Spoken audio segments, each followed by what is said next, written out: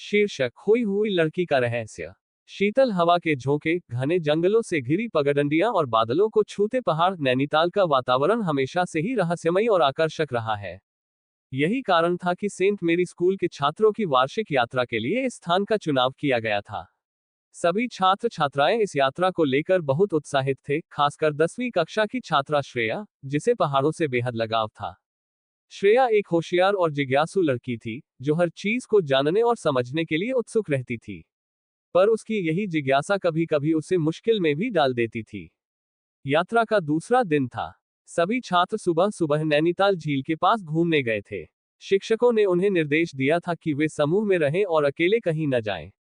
लेकिन श्रेया को एक अजीब सा खिंचाव महसूस हो रहा था। उसे एक पुराना लकड़ी का बोर्ड दिखा, जिस पर लिखा था, रहस्यमयी घाटी प्रवेश वर्जित। ये देखकर उसकी जिज्ञासा और बढ़ गई। बिना किसी को बताए वो उस संकरी पगडंडी पर चल दी। कुछ दूर जाने के बाद जंगल घना और अंधकार में होने लगा। चारों ओर अजीब सी शांति थी, बस कभी कभी किसी पक्षी की आवाज गूंज उठती। कुछ ही देर में उसे एहसास हुआ कि वह रास्ता भटक चुकी है। अब न तो उसे वापस जाने का रास्ता दिख रहा था, न ही किसी की आवाज सुनाई दे रही थी।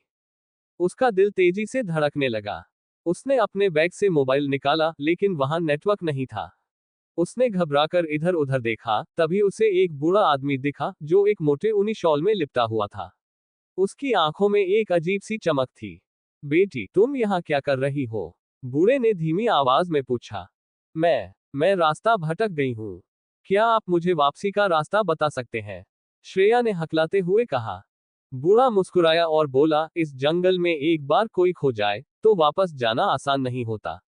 लेकिन मैं तुम्हारी मदद कर सकता हूं, अगर तुम मेरी एक बात मानो। श्रेया को उसकी बातें अजीब लगी, लेकिन कोई और उपाय न देखकर उसने हामी भर दी। बूढ़े ने उसे एक अलग रास्ते से जाने के लिए कहा। लेकिन जैसे ही श्रेया ने उस रास्ते पर कदम रखा, उसे एहसास हुआ कि उसके पैरों के नीचे जमीन नर्म हो रही है।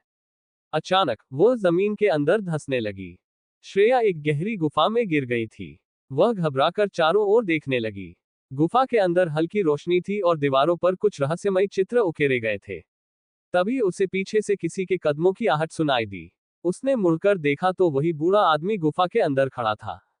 तुम्हें ये जानकर हैरानी होगी कि यह गुफा बहुत पुरानी है और यहाँ कई राज दफन है। तुमने इसे खोलकर गलती कर दी है, बूढ़े ने गंभीर स्वर में कहा। श्रेया ने डरते हुए पूछा, कौन सा राज? बूढ़े ने एक दीवार की ओर इशारा किया, जहां एक प्राचीन दरवाजा बना हुआ था। इस दरवाजे के पीछे एक रहस्य छिपा है, जिसे कोई भी नहीं जानता। पर जो इसे खोलने की कोशिश करता है, वह फिर कभी बाहर नहीं जा पाता। श्रेया की घबराहट बढ़ने लगी। उसे अब समझ आ रहा था कि उसने बहुत बड़ी भूल कर दी है। लेकिन वह हिम्मत नहीं हारना चाहती थी। उसने धीमे से अपने बैग में रखा टॉर्च निकाला और गुफा के अंदर आगे बढ़ने लगी। दरवाजे के पार एक विशाल कमरा था, जिसमें दीवारों पर प्राचीन चित्र बने हुए थे। वहां एक पत्थर की वेदी पर चमकता हुआ एक रहस्यमयी हीरा रखा था। बूढ़े ने गहरी आवाज में कहा, ये नागमणि है। इसे छूते ही तुम्हारी किस्मत बदल सकती है, लेकिन इसकी कीमत चुकानी पड़ेगी। श्रेया ने हीरे की तरफ बढ़ते हुए अचानक रुक गई। उसे महसूस हुआ कि गुफा की दीवारें हिल रही थीं। उसे याद आया कि किताब में लिखा था, जो भी इस नागमणि को छूता है, वह समय के चक्र में फंस जाता है। श्रेया ने झट से अपनी पॉकेट में पड़ा कंपास निकाला और दिशा का अंदाजा लगाकर तेजी से गुफा से बाहर निकलने का रास्ता खोजने लगी।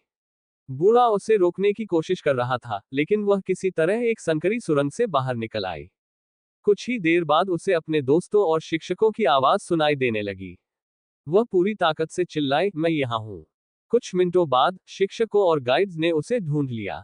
जब उसने पीछे मुड़कर देखा, तो वह बूढ़ा आदमी कहीं गायब हो चुका था।